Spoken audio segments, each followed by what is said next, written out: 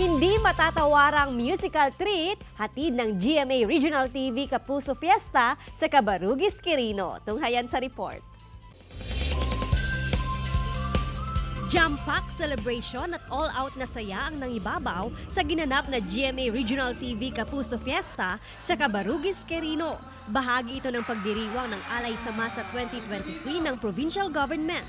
Back-to-back musical treat ang hatid ng All Out Sundays mainstays na sina Kapuso Pop Rocker Anthony Rosaldo, Kapuso OST Princess Hannah Priscillas at Kapuso Power Diva Jessica Villarubin. We're very happy and gusto kong bumalik dito.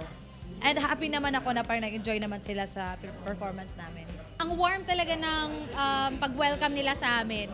Nakising along ang crowd sa bida ng GMA Afternoon Prime Series na The Missing Husband na si Kapuso actor Rocco Nasino. I think first time ko dito sa Quirino kaya nakakatuwa na makita mga kapuso natin dito na nakikipagsaya kasama namin. Nag-uumapaw na kilig ang sumalubong kay seasoned actor and Kapuso leading man Gabby Concepcion na bibida sa upcoming GMA Afternoon Prime Series na Stolen Life. Nasorpresa naman si Gabby nang batiin siya sa kanyang birthday.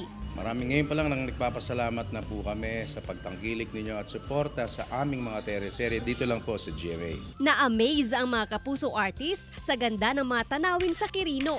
Si Kapuso pop rocker Anthony Rosaldo sinulit ang pamamasyal at sinubukan ang wakeboarding sa kanilang spring-fed wakeboarding park na isa sa mga pangunahing atraksyon sa probinsya. Super enjoy ako dito mga Kapuso. Visit Quirino. You should come here because there's a lot to experience here. John Punsoy para sa Mornings with GMA Regional TV.